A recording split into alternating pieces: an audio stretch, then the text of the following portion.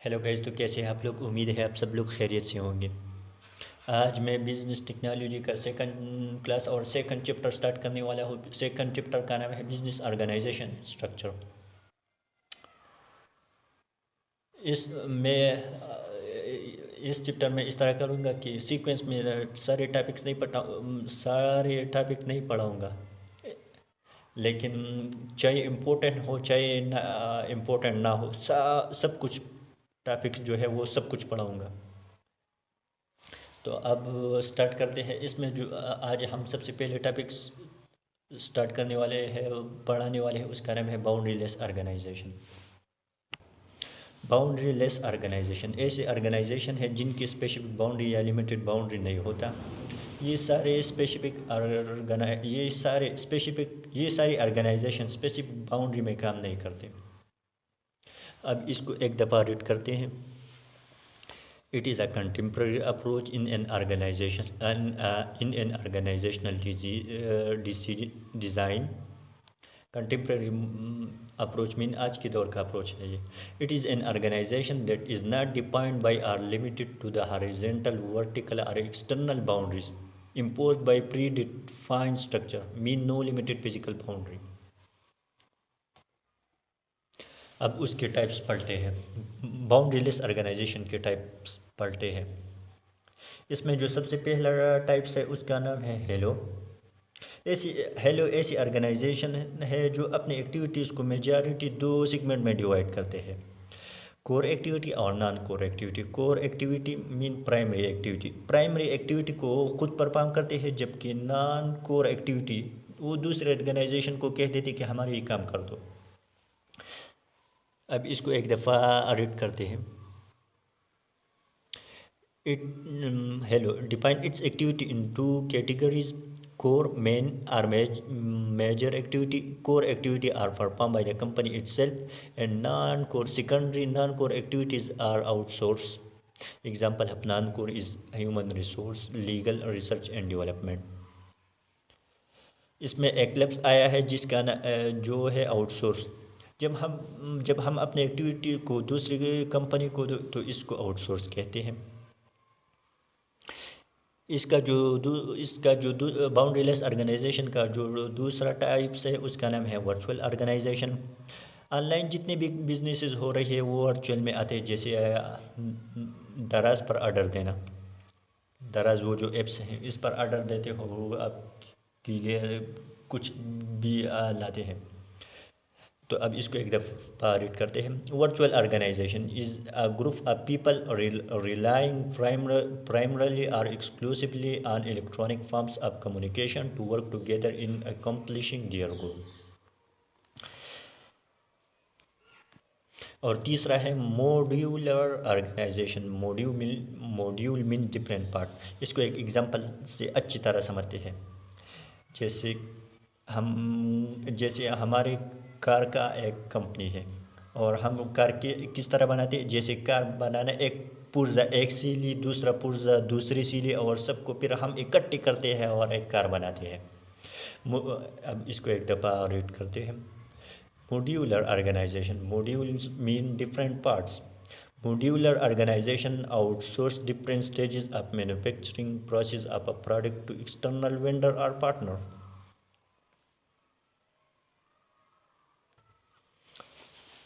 अब हम दूसरा टॉपिक पढ़ते हैं, organisational structure by Mintzberg. This structure are related with employees. इसमें 5 चीज़ें हम पढ़ेंगे। सबसे पहले स्ट्रेटेजिक एपिक्स, फिर middle line manager, operating core, supportive staff, techno structure. अब हम एक एक को अलग और अच्छी तरह डिस्कस करते हैं। इसमें जो सबसे पहला है उसका नाम है स्ट्रेटेजिक एपिक्स। इसमें जो कंपनी या ऑर्गेनाइजेशन के टॉप लेवल के लोग जो होते हैं, वो डायरेक्टर, मैनेजर, सीईओ वगैरह इस तरह के लोग आते हैं, और ये कंपनी की मेन डिसीजन और प्लानिंग के लिए रिस्पॉन्सिबल होते हैं। अब इसको एक दफ़ा रीड करते हैं। Strategic apex, all the senior manager are the strategic apex. Example director, CEO, top level manager etcetera. They are responsible for making the for making main decision and planning of the company. इसमें जो दूसरा है वो है operating core. किसी भी organisation के अंदर वो एम्प्लॉय जो इस कंपनी का मेन गोल को इम्प्लीमेंट कर रहे हैं वो ऑपरेटिंग कोर में आ जाता है। अब इसको एक दफ़ा रीड करते हैं। Operating core, they are implementer worker involve in producing और creating the product or services. Example labour, teacher for education sector, doctor for hospital etcetera. इसमें जो तीसरा है उसका नाम है मिडल मैनेजमेंट। जिसका रैंक दरमियान में हो वो इसमें आता है। मिडल मैनेजमेंट एक दफ़ा रीड करते हैं। Middle management, all the departmental manager are known as middle management. Example finance, production manager etcetera. They make a bridge a link between strategic apex and operating core. बिल्कुल ये दरमियान में है, तो टॉप लेवल और जो बिल्कुल नीचे वाले है तो इन दोनों का दरमियान लिंक लाजमी क्रिएट करता है होगा। इसमें जो चौथा है वो है सपोर्टिव स्टाफ। ये ऑर्गेनाइजेशन की मेन एक्टिविटी में हिस्सा नहीं लेते लेकिन दूसरे एम्प्लॉय को सपोर्ट करते हैं। जैसे ऑर्गेनाइजेशन में सफाई वाला है, वो सफाई करता है ताकि एम्प्लॉय खुशी से ऑर्गेनाइजेशन में काम कर सके। अब इसको एक दफ़ा रीड करते हैं। Supportive staff, support staff, administrative staff is administrative staff is considered as support staff. Example, office boys, guards etc.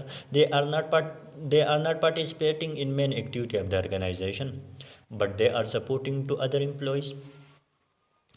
इसमें जो सबसे आखिरी है वो है टेक्नोस्ट्रक्चर। टेक्नोस्ट्रक्चर, कोई भी आपने टेक्निकल स्टाफ रखा हुआ है, जैसे सॉफ्टवेयर प्रोग्राम हायर करते हो, लीगल कोई कंसल्टेंट हायर करते हो, ये टेक्नोस्ट्रक्चर में आता है। अब इसको भी एक दफ़ा रीड करते हैं। Technostructure, technical staff, example software programmer, financial analyst. They are not responsible for main decision of the company but they can give sub expert suggestion to strategic effects. अब हमने जो कुछ पढ़ा इस पर एक प्रैक्टिस क्वेश्चन करते हैं। If is an employee at a factory which manufactures steel girders, his role is to train new employees in how to use the machinery as well as monitor staff to ensure that they are performing their work in the most efficient manner possible. If does not undertake any manufacturing work himself according to Minsberg organization configuration model, which organization building block would be included within इसमें उसने जो बात की वो सब, इसमें जो सबसे इम्पोर्टेंट है वो ये है, his role is to train new employee in how to use the machinery. Machinery को किस तरह यूज़ करना है, इस पर एम्प्लॉय को ट्रेन कर रही है, तो ये तो टेक्निकल स्टाफ में लाजमी आएगा कि मशीनरी किस तरह यूज़ करना है, तो ये टेक्नो स्ट्रक्चर में आता है। अब हम अगला टॉपिक पढ़ते हैं, management level of planning, Anthony hierarchy का प्लानिंग। लेवल ऑफ प्लानिंग तीन तरह के होते हैं। लेवल ऑफ प्लानिंग तीन तरह के होते हैं। इसमें जो सबसे पहला आता है वो है स्ट्रेटेजिक, दूसरा है टेक्टिकल और तीसरा है ऑपरेशनल। अब एक एक को अलग अच्छी तरह डिस्कस करते हैं। लेवल ऑफ प्लानिंग में जो पहला है वो है स्ट्रेटेजिक प्लानिंग। जब हम प्लानिंग ज़्यादा अरसे के लिए करते हो तो इसको स्ट्रेटेजिक प्लानिंग कहते हैं। डायरेक्टर, सीईओ वगैरह इस तरह लोग जो है responsible for strategic planning. Director, CEO is responsible for strategic planning. अभी इसको एक दफ़ा रीड करते हैं। Strategic planning is also known as a long term planning more than 1 year. Strategic apex are responsible for the strategic planning.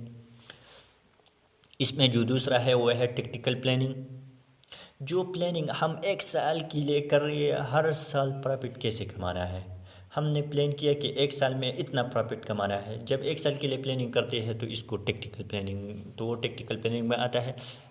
अब हम tactical planning को एक दफ़ा रीड करते हैं। Tactical planning is known as short term planning for a year. Middle manager are responsible for tactical planning.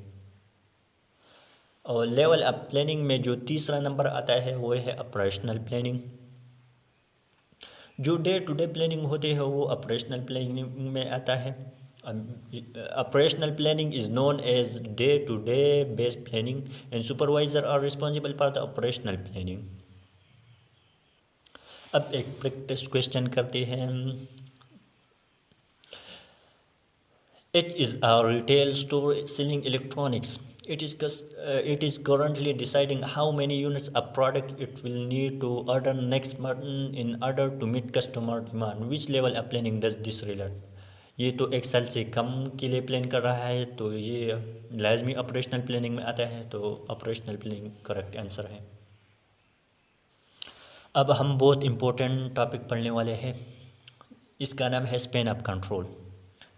Spain of control इसका क्या मतलब है? आपने कितने एरिया को कंट्रोल करना है, ये इसका लफ्ज़ी माना है, लेकिन हम इसको कंपनी के लेवल पर स्टडी करेंगे। जब कंपनी में स्पेन ऑफ कंट्रोल डिफाइन करना हो तो इसको किस तरह डिफाइन करते हैं? तो स्पेन ऑफ कंट्रोल इस तरह हम डिफाइन करते हैं, एक मैनेजर के अंडर कितने सबॉर्डिनेट काम करते हैं, that subordinate is the Spain of control of a manager. Subordinate क्या होते हैं? जो आपके अंडर काम करते हैं वो सबॉर्डिनेट होते हैं। अब इसको एक दफ़ा रीड करते हैं। Span of control, the number of subordinate that a manager और supervisor can directly control. It may be narrow span of control, wide span of control. Narrow और वाइड दोनों में क्या फ़र्क है? दोनों में अब नैरो का डिफिनीशन कैसा है? नैरो, अगर आपको कम लोगों को कंट्रोल करना हो तो इसको नैरो स्पेन ऑफ कंट्रोल में आता है। अगर आप कम लोगों को कंट्रोल करते हो तो वो नैरो स्पेन ऑफ कंट्रोल में आता है। वाइड स्पेन ऑफ कंट्रोल में क्या चीज़ आता है? अगर आपको ज़्यादा लोगों को कंट्रोल करना पड़े तो वो वाइड स्पेन ऑफ कंट्रोल में आता है। अब narrow wide span of control में हमें फ़र्क बहुत ज़्यादा अच्छा क्लियर आ जाएगा इस टॉपिक के बाद। Factor that affect Spain of control, इसमें जो सबसे पहला है वो है जियोग्राफिकल डिस्पर्जन।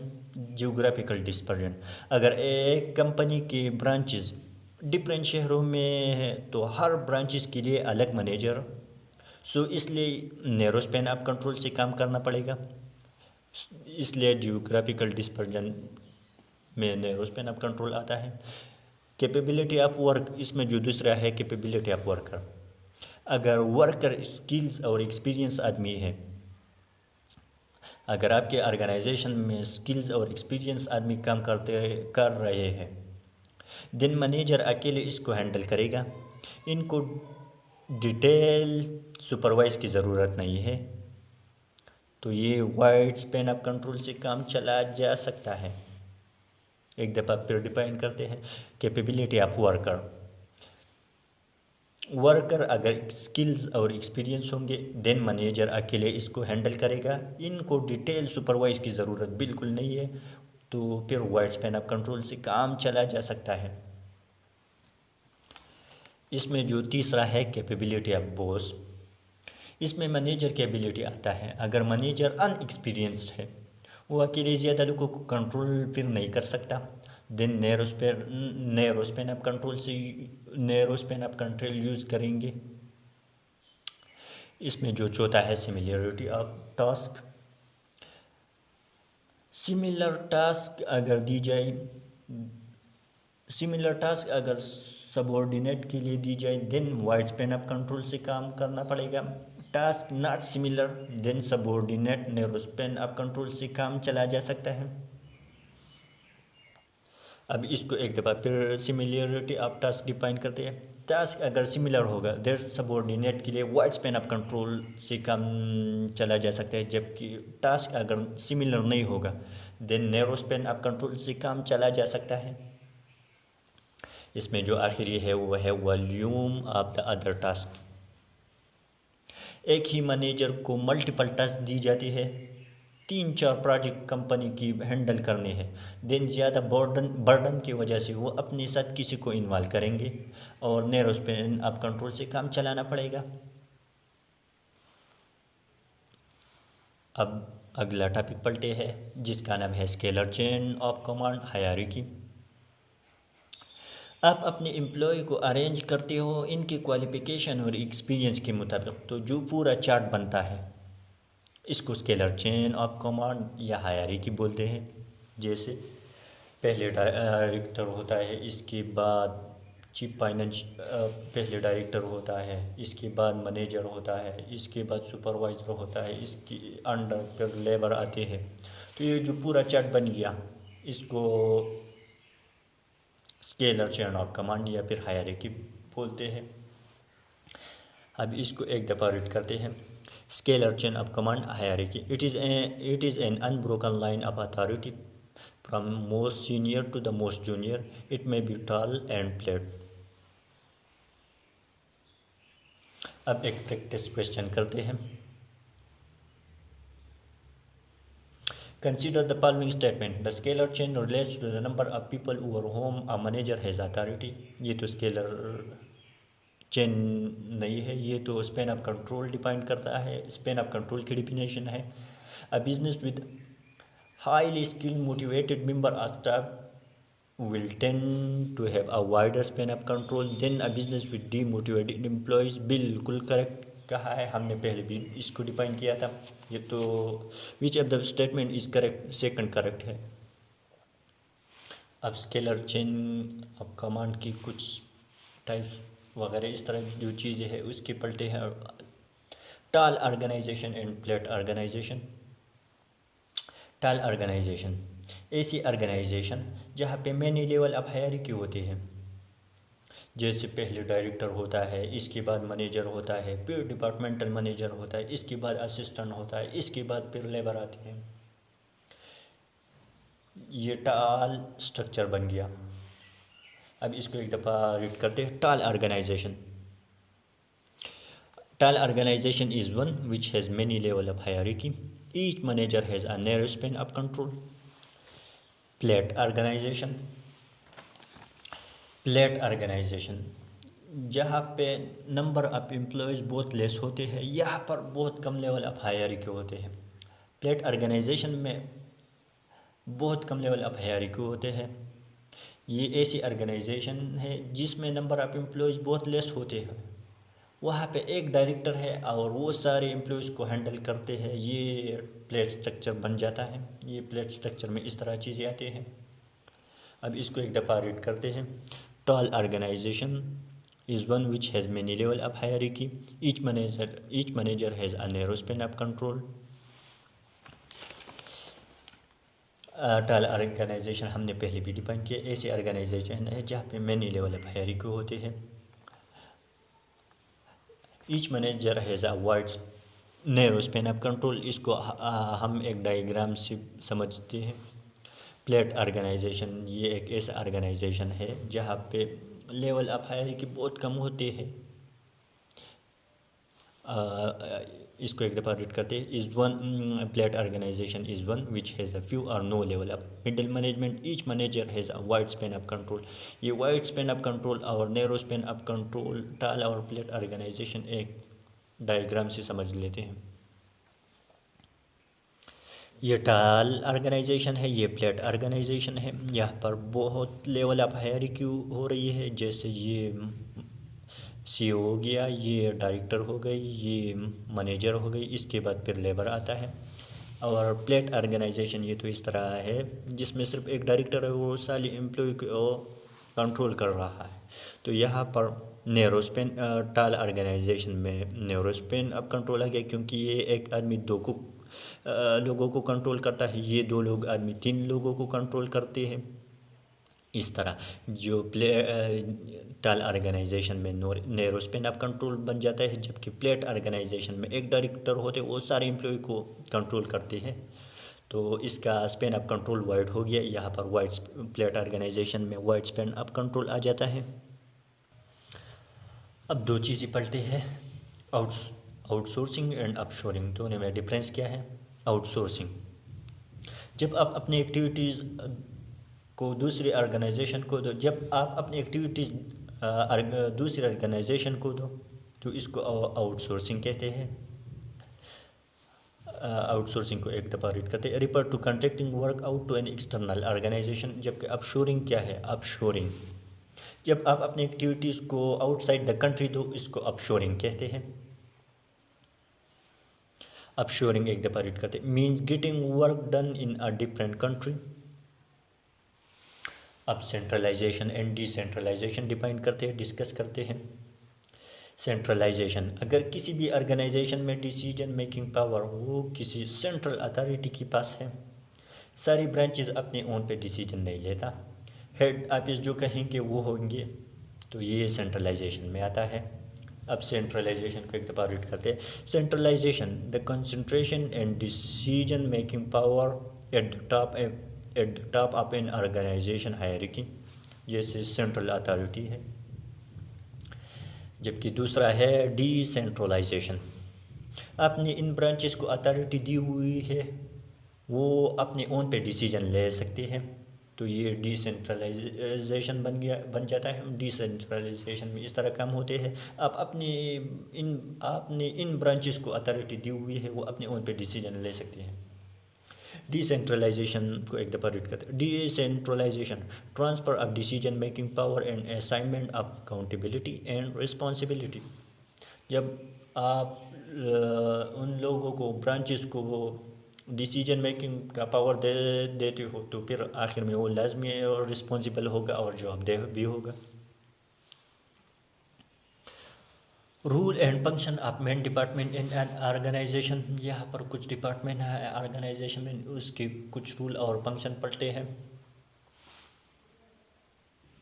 इसमें जो सबसे पहला आता है वो है रिसर्च एंड डेवलपमेंट डिपार्टमेंट। ये प्रोडक्ट से रिलेटेड रिसर्च करना है कंटिन्यूअस बेस पे, और फिर इस रिसर्च पे ये रिसर्च एडवांसमेंट्स के लिए यूज़ करना है। अब इसको एक दफ़ा रीड करते हैं। Research and development department includes in data gathering, information and fact for the advancement of knowledge. Research is based upon two factor, यहाँ पर रिसर्च के टू फैक्टर के बेस पर रिसर्च करते हैं। सबसे पहले है प्रोडक्ट रिसर्च, जो प्रोडक्ट को बनाने का तरीक़ा है वो इम्प्रूव करते हो। सॉरी, कुछ मिस्टेक हो गया। प्रोडक्ट रिसर्च में क्या करते हैं, जब नया प्रोडक्ट बनाना हो या पुरानी प्रोडक्ट को इम्प्रूव करना हो, इस पे जो रिसर्च होते हैं वो प्रोडक्ट रिसर्च है। और इसमें दूसरा है प्रोसेस रिसर्च, लेकिन पहले ये प्रोडक्ट रिसर्च को अच्छी तरह समझते हैं। प्रोडक्ट रिसर्च किस तरह रिसर्च होता है, जब नया प्रोडक्ट बनाना हो या पुराने प्रोडक्ट को इम्प्रूव करना हो, इस पे जो रिसर्च होता है इसको प्रोडक्ट रिसर्च कहते हैं। एक दफ़ा रीड करते हैं। प्रोडक्ट रिसर्च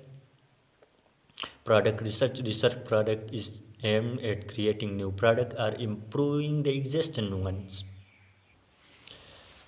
जबकि दूसरा है प्रोसेस रिसर्च, जो प्रोडक्ट बनाने का तरीक़ा है वो इम्प्रूव करते हो।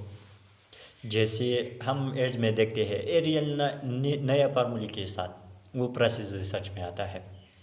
अब प्रोसेस रिसर्च को एक दफ़ा रीड करते हैं। Process research is aim at improving the ways in which those product and services are made and delivered. अब दूसरा डिपार्टमेंट पढ़ते हैं जो है परचेजिंग डिपार्टमेंट। ये है चीज़ों को ख़रीदने से रिलेटेड डिपार्टमेंट। अब इसको एक दफ़ा रीड करते हैं। The purchasing function involve the obtaining resources, ये example material and services for the use of organization. Purchasing mix includes quantity, कितनी क्वांटिटी को परचेज करना है वो। परचेजिंग मिक्स में परचेजिंग मिक्स में ये चीज़ है, एक क्वांटिटी है, दूसरा क्वालिटी है, तीसरा प्राइस है, चौथा डिलीवरी है। ये क्वांटिटी, कितनी क्वांटिटी को परचेज करना है वो, और क्वालिटी प्राइस पर यूनिट, एक यूनिट की क्या प्राइस होनी चाहिए, और फिर आखिरी है डिलीवरी। तीसरा डिपार्टमेंट है प्रोडक्शन डिपार्टमेंट, वो डिपार्टमेंट जो रॉ मटेरियल को फिनिश गुड में कन्वर्ट करता है और इस प्रोसेस को कंट्रोल करते हैं, इस डिपार्टमेंट को प्रोडक्शन डिपार्टमेंट कहते हैं। Production function is a function that specifies the output of a firms and control activities to provide products and services. चौथा है फाइनेंस डिपार्टमेंट। ये बहुत इम्पोर्टेंट डिपार्टमेंट है। उनका काम है पैसे को अरेंज करना और ट्रांजैक्शन को रिकॉर्ड करना, मैनेजर को इंफॉर्मेशन देना और एनुअल रिपोर्ट का रिपोर्ट स्टेक होल्डर को फराहम करना। अब फाइनेंस डिपार्टमेंट को भी जो लिखा हुआ है इस दफ़ा रीड करते हैं। Finance department, finance function is one of the most important function of the organization. It includes raising money, recording transaction, providing information to the managers, and reporting to stakeholder in an annual reports. अब चौथा जो department है वो है human resource department.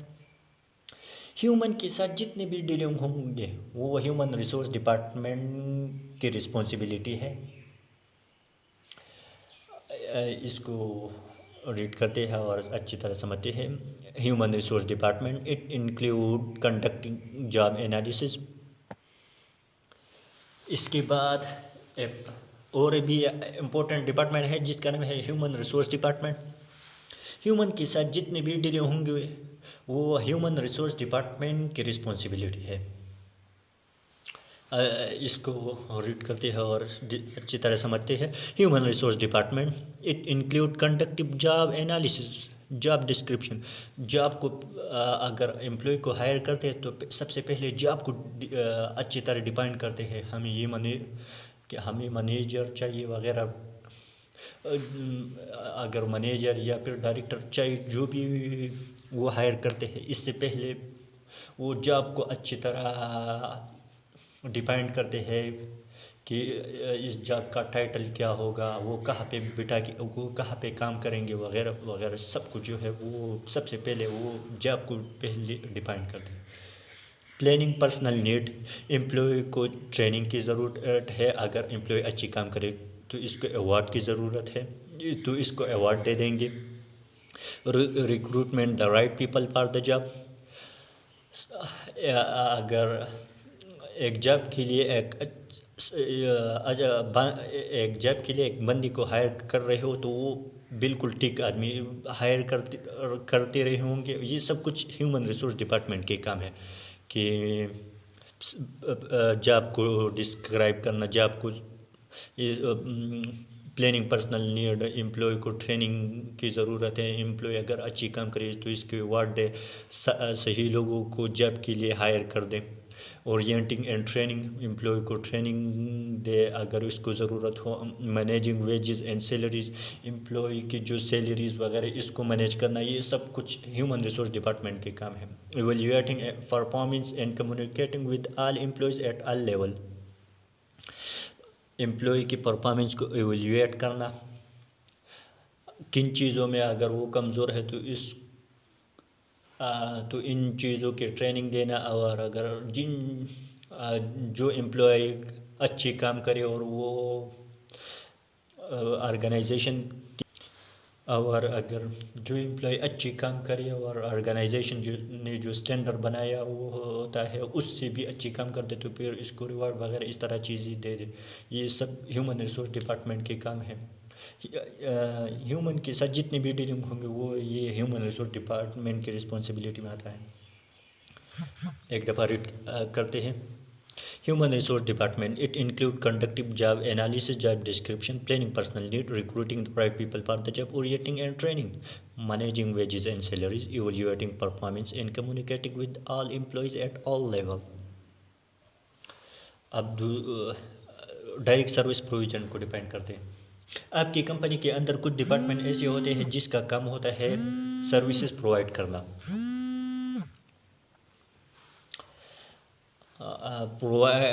Direct service provision, providing service to client, it include activities that does not result in ownership. Some characteristic of service include service के हम अब कुछ खसूसियत करेक्टरिस्टिक डिफाइन करते हैं। Intangible, there is no physical existence of the product, बिल्कुल service को हम टच नहीं कर सकते। Perishable, the in product can not be store, services को हम स्टोर नहीं कर सकते। सर्विसेज की जो तीसरी खसूसियत है वो है heterogeneity, heterogeneity. The end product varies depending on who carried out the services and how it was carried out. जो एंड प्रोडक्ट है वो सेम नहीं होगा, क्योंकि ये इस तरह इसका एक एग्जांपल से अच्छी तरह समझते हैं। जैसे एक टीचर है, कभी कभार उसका मूड अच्छा होता है तो वो एक बैच को उस बैच को बहुत अच्छी तरह पढ़ाते हैं। कभी कभार उसका मूड अच्छा नहीं होता तो वो वही सेम टॉपिक दूसरी बैच को अच्छी तरह नहीं पढ़ाते, क्योंकि उसका मूड उस वक्त अच्छा नहीं है। तो एक टॉपिक है वो कभी कभार स्टूडेंट को अच्छी तरह पढ़ाती है, और कुछ स्टूडेंट बैच वाले जो स्टूडेंट है वो उसको अच्छी तरह नहीं पढ़ाते, क्योंकि उस टाइम उसका मूड अच्छा नहीं है। इसमें जो चौथा है सर्विसेज में जो चौथा कैरेक्टरिस्टिक है वो है इंसिपरेबिलिटी। सर्विसेज प्रोड्यूस और कंज्यूम एक टाइम पर होता है, यानी जिस वक्त टीचर पढ़ता है उस वक्त स्टूडेंट सुन भी लेते हैं। एक दफ़ा फिर डिफाइन करते हैं। इंसेपरेबिलिटी, सर्विसेज प्रोड्यूस और कंज्यूम एक टाइम पर होता है, यानी जिस वक्त टीचर पढ़ता है उस वक्त स्टूडेंट सुन लेते हैं। Inseparability, services are consume at the same time when they are produce. Ownership there, इसमें अनरशिप ट्रांसफ़र नहीं होता। जैसा एक टीचर स्टूडेंट को पढ़ाता है, फिर स्टूडेंट टीचर को कहेंगे कि मैं इसका ऑनर हो गया, अब दूसरे स्टूडेंट को ये टॉपिक नहीं पढ़ाएंगे। इस तरह तो नहीं होता। सर्विसेज में ऑनरशिप ट्रांसफ़र बिल्कुल नहीं होता। सो इसको एक दफ़ा रीड करते हैं। Ownership, there is no transfer of property since there is usually no physical existence of a service.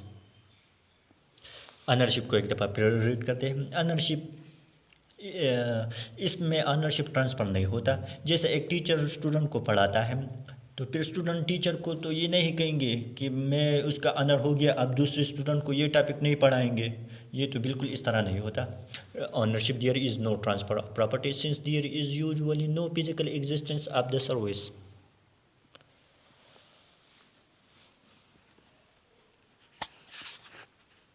अब और डिपार्टमेंट पढ़ते हैं। एडमिनिस्ट्रेटिव डिपार्टमेंट, इनका काम है कि ऑर्गेनाइजेशन की डे टू डे सारे काम खूबसूरत और सुनहरे तरीके से हो रही हो। Administrative department serves purely as a support function. Its main function is to ensure that the overall day-to-day function of the organization goes smoothly. अब एक और डिपार्टमेंट पढ़ते हैं, मार्केटिंग डिपार्टमेंट। इनका काम है कि प्रमोशन करना ताकि चीज़ें सेल हो जाए। Marketing department promote business and drive sales of product or services. It provide the necessary research to identify your target customer.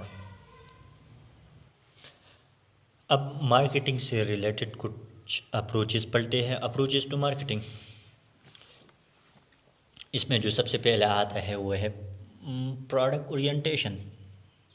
इसको प्रोडक्ट ओरिएंटेशन,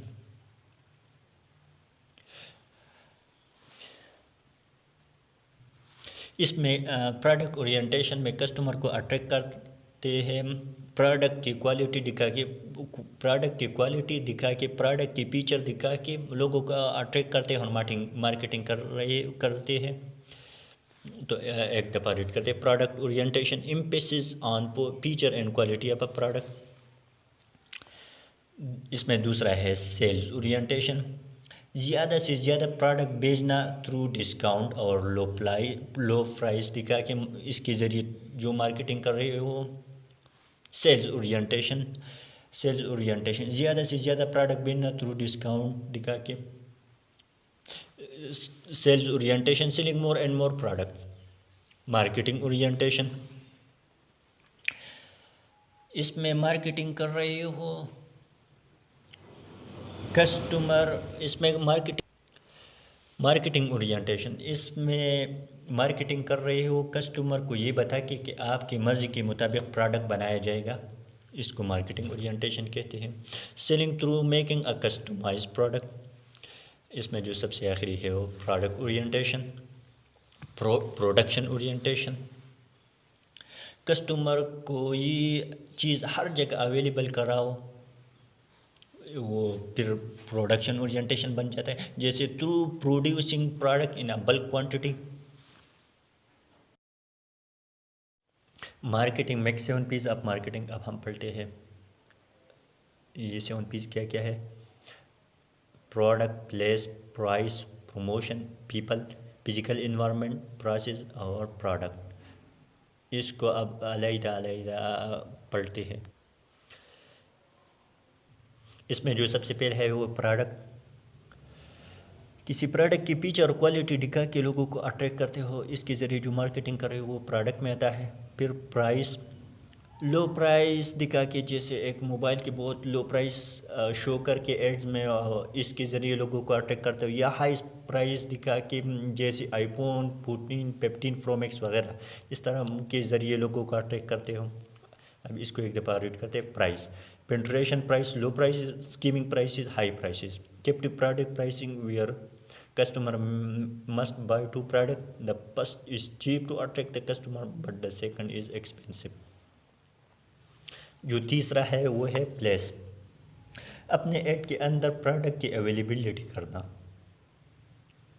वो प्लेस में आता है। एक दफ़ा रीड करते हैं। Place, distribution channel, availability of the product और सर्विसेज। इसमें जो चौथा है वो प्रमोशन, एडवर्टाइजमेंट वगैरह, इस तरह जो चीज़ें हैं वो प्रमोशन में आते हैं। Advertising, self promotion techniques, buy one get one free. Personal selling, example door to door selling. Public relation, example sponsoring sports events. ये तो सब लोगों को पता है। जो फिफ्थ है वो है पीपल, जैसे किसी मशहूर टीचर का नाम बता के स्टूडेंट को अट्रैक्ट कर रही है वो। इसमें जो छठा है वो है प्राइसेस, जैसे वकील अपना प्राइसेस दिखा के लोगों को अट्रैक्ट करते हैं, वो प्राइसेस में आता है। अब पीपल और प्राइसेस को एक दफ़ा रीड करते हैं। पीपल, पर service sector we use the name of service provider, जैसे किसी मशहूर टीचर का नाम बता के स्टूडेंट को अट्रैक्ट करते हैं, वो पीपल में आता है। प्राइसेस, पर service sector organization is showing it prices giving a service, जैसे किसी एक वकील अपना प्राइसेस दिखा के लोगों को अट्रैक्ट करते हैं, वो प्राइसेस में आता है। और फिजिकल एविडेंस, जैसे आप स्टूडेंट को कह रहे हो कि डेमो क्लासेस ले लो, अगर अच्छा लगे तो फिर क्लास लेना, और अगर पूरा लगे तो बस चले जाना, कोई बात नहीं, ये फिजिकल एविडेंस में आता है। अब एक प्रैक्टिस क्वेश्चन करते हैं। अ mobile phone company has just found out A mobile phone company has just found out that there is a demand for a low-cost basic phone. As a consumer like having a phone with basic functionality, they would like to find out more about which consumer, ये तो research में आ गया, they would like to find out more about which consumer group will be interested in the case of phones and what specification they would like। ये तो इसमें तो research and development आ गया लाजमी, क्योंकि वो लोगों का रिसर्च करेंगे। ये तो रिसर्च एंड डेवलपमेंट में आ गया, क्योंकि ये कस्टमर को स्टडी करेंगे कि वो इसको किस तरह चीज़ें चाहिए वगैरह, इस तरह। तो अब परचेजिंग, ए में तो परचेजिंग है, परचेजिंग की बात तो बिल्कुल इसमें नहीं थी। सी में भी परचेजिंग है, इसमें बिल्कुल ये तो भी इनकरेक्ट है। और डी में भी परचेजिंग की बात हो रही है, तो इसमें तो परचेजिंग की कोई बात भी नहीं थी। Research and development and marketing, ये बिल्कुल करेक्ट आंसर है। Share services approach, share services approach ये किस तरह होते हैं? ये ऐसे डिपार्टमेंट है जिनका लिंक सबके साथ होता है, ये पूरी ऑर्गेनाइजेशन को अपने सर्विसेज प्रोवाइड करते हैं। अब इसको एक दफ़ा रीड भी करते हैं। Share service approach, the share service organization is a medium through which a defined services can be provided across the organization by a dedicated unit. This differ from outsourcing in that share service provider is actually part of the organization। बिल्कुल share service approach में ये organisation का part होता है, और outsourcing में तो वो बाहर वालों को अपने काम देते हैं। Example IT, HR, research and development, payroll, legal etcetera. Share service approach के एक दफ़ा फिर रीड करते हैं, फिर एक दफ़ा एक्सप्लेन करते हैं। ये एक ऐसी डिपार्टमेंट है जिनका लिंक सबके साथ होता है। ये पूरी ऑर्गेनाइजेशन को अपनी सर्विसेज प्रोवाइड करते हैं। अब एक इम्पोर्टेंट टॉपिक पलटे हैं, ऑर्गेनाइजेशन स्ट्रक्चर। ऑर्गेनाइजेशन स्ट्रक्चर को एक दफ़ा अच्छी तरह एक्सप्लेन करते हैं। अगर आपको बिज़नेस चलाना है, ऑर्गेनाइजेशन स्ट्रक्चर में क्या चीज़ आती है। अगर आपको बिज़नेस चलाना है तो इसका स्ट्रक्चर क्या होगा, बिज़नेस को किस स्केल पे स्टार्ट कर रहे हो, ये सब ऑर्गेनाइजेशन स्ट्रक्चर में आती है। इसकी 3 टाइप्स है। सबसे पहला जो है वो है एंटरप्रेन्योरल स्ट्रक्चर। जो बिज़नेस बहुत इंट्रोडक्टिव लेवल से शुरू होती है या बहुत बेसिक लेवल से शुरू होती है, शुरू किया है, इन बिज़नेस के स्ट्रक्चर को एंटरप्रेन्योरल स्ट्रक्चर कहा जाता है। एक दफ़ा फिर, एंटरप्रेन्योरल स्ट्रक्चर, जो बिज़नेस बहुत इंट्रोडक्टिव लेवल से शुरू होती है या बहुत बेसिक लेवल से शुरू किया है, इन बिज़नेस के स्ट्रक्चर को एंटरप्रेन्योरल स्ट्रक्चर कहा जाता है। एग्जाम्पल, घरों के बिजनेस वो एंटरप्रेन्योरल स्ट्रक्चर में आ जाता है। एक दफ़ा ये भी रीड करते हैं। Entrepreneurial structure, the type of structure is build around the owner, manager, soul trader and is a typical of small companies in the yearly stages of their development. इसमें जो दूसरा है वो है फंक्शनल स्ट्रक्चर। फंक्शनल स्ट्रक्चर को एक दफ़ा find करते हैं, अच्छी तरह एक्सप्लेन करते हैं। Functional structure, with the passage of time, अगर आपका बिजनेस एक्सपेंड होता है तो आप एंटरप्रेन्योरल से फंक्शनल स्ट्रक्चर में आ गई। फिर हर एक्टिविटीज़ को परफॉर्म करने के लिए अलग डिपार्टमेंट बनाएंगे और इसमें अलग अलग एम्प्लॉय हायर कर देंगे। फंक्शनल स्ट्रक्चर को एक दफ़ा रीड करते हैं। Functional structure, functional structure in which organization is divided into smaller groups based on specialized functional area। जैसे एक बोर्ड ऑफ डायरेक्टर होता है, वो हाई लेवल पर होता है। इसके under marketing department, production department, finance department, personal department होते हैं। इन सारे डिपार्टमेंट के लिए अलग-अलग एम्प्लॉय को हायर कर देंगे और वो अपने काम फिर करेंगे। इस तरह ये तो बड़ा हो गया। अब एंटरप्रेन्योर जो था वो छोटे लेवल पर था। जब वो with the passage of time के साथ वो बड़ा हो गया तो इसको फंक्शनल स्ट्रक्चर फिर कहा जाता है, फंक्शनल स्ट्रक्चर में आ जाता है। फिर इसमें डिपार्टमेंट को डिवाइड करते हुए वगैरह इस तरह चीज़ें, फिर फंक्शनल स्ट्रक्चर बन जाता है। ऑर्गेनाइजेशन स्ट्रक्चर में जो तीसरा टाइप है वो है डिविजनल स्ट्रक्चर।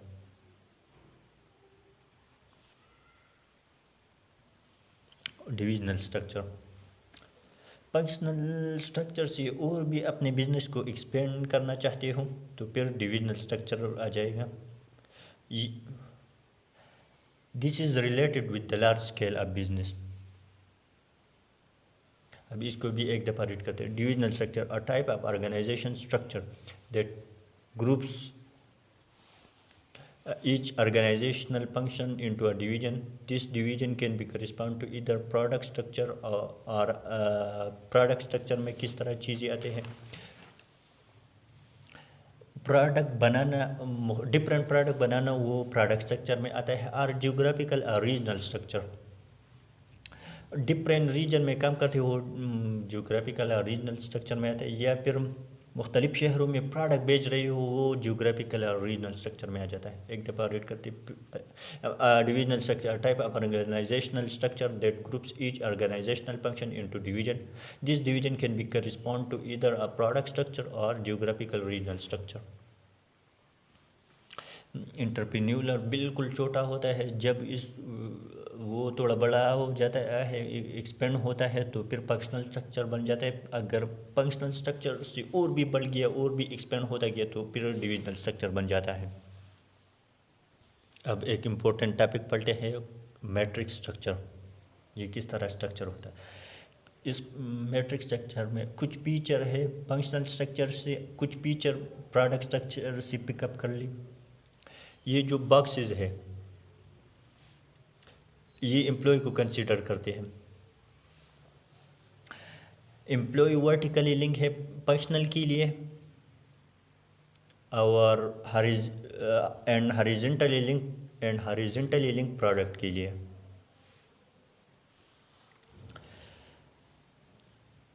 मार्केटिंग अगर वर्टिकल 3 बॉक्सेस से फैसला करना होगा तो वो 3 लोग लेंगे। एक ही मार्केटिंग डिपार्टमेंट इन तीनों प्रोडक्ट की मार्केटिंग कर रहा है। मैट्रिक्स स्ट्रक्चर के अंदर बहुत ज़्यादा कम्प्लेक्सिटीज़ होते हैं, सो इसलिए इसको इनकवरेज नहीं किया जाता। अगर मैट्रिक्स स्ट्रक्चर को इम्प्लीमेंट करना है तो सब लोगों का इत्तेफाक होना लाजमी होगा, वरना फिर बहुत प्रॉब्लम क्रिएट हो सकता है। अब मैट्रिक्स स्ट्रक्चर की कुछ इम्पोर्टेंस बातें डिफाइन करते हैं, रीड करते हैं। Matrix structure is the combination of two structure, functional and product. बिल्कुल, in a matrix structure employees are link vertically functional and horizontally product as well. ये तो मैंने पहले भी बता दिया, जो वर्टिकल थे वो फंक्शनल के लिए और जो हॉरिजॉन्टली कनेक्टेड वो प्रोडक्ट के लिए। So matrix structure have a lot of limitation, but still if you want to implement this structure we need a lot of coordination and unity of a direction between employees। यानी सब लोगों का इत्तेफाक होना फिर लाजमी होगा अगर ये स्ट्रक्चर इम्प्लीमेंट कर रही हो।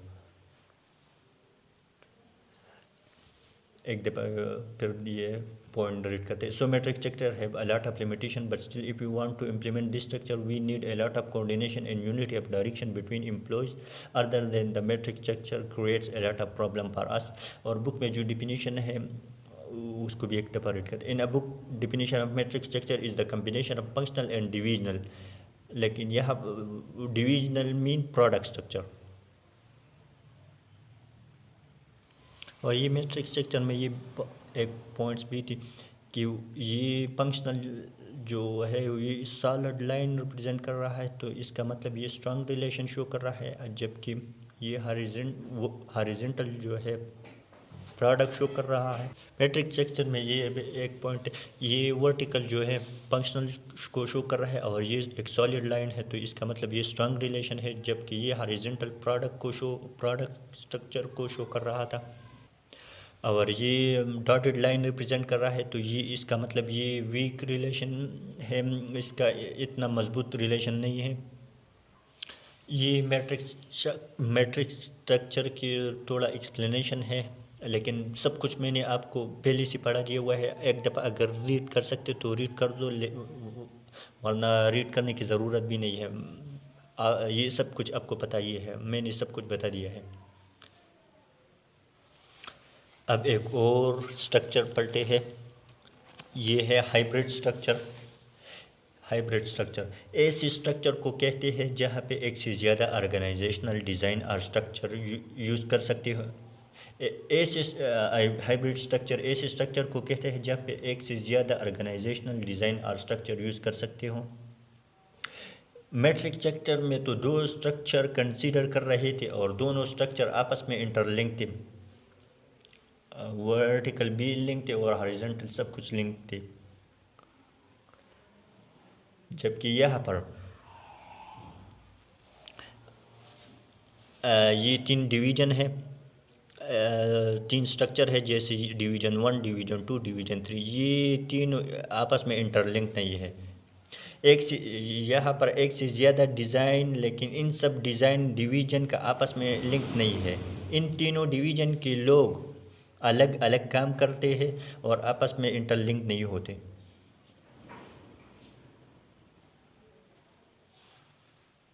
अब हाइब्रिड स्ट्रक्चर को एक दफ़ा रीड करते हैं। Hybrid structure, hybrid organization structure is one which is more than one organization design structure is used. This allows a company more flexibility in distributing work and assigning job roles। एक दफ़ा फिर read करते हैं। Hybrid organization structure is one in which more than one organizational design is used. This allows a company more flexibility in distributing work, assigning job roles। अब एक practice question करते हैं जो हमने इस 2-3 स्ट्रक्चर पढ़े हैं इससे रिलेटेड है। Practice. Techno Limited is a company that manufacture and sell consumer electronics such as television sets, washing machine and refrigerator. बहुत बड़ा बिजनेस है। It head office is based in one country while manufacturing facilities are scattered in 3 different countries. हाँ, ये तो divisional structure हो गया है क्योंकि बहुत बड़ा बिजनेस है, लेकिन डिविजनल स्ट्रक्चर में फिर ये जियोग्राफिकल रीजनल स्ट्रक्चर में आता है क्योंकि ये मुख्तलिफ़ शहर मुख्तलिफ़ मुल्कों में चीज़ों को बांट रही है और चीज़ें बेच रही है। That make distribution easier. The organization structure most suitable for this company would be geographical regional structure. हाँ, मैंने पहले भी बता दिया। इस चैप्टर में एक छोटा सा चीज़ रह गया था, अब वो पलटे है और चैप्टर ख़त्म हो गया। Separation of ownership and control. Separation of ownership and control.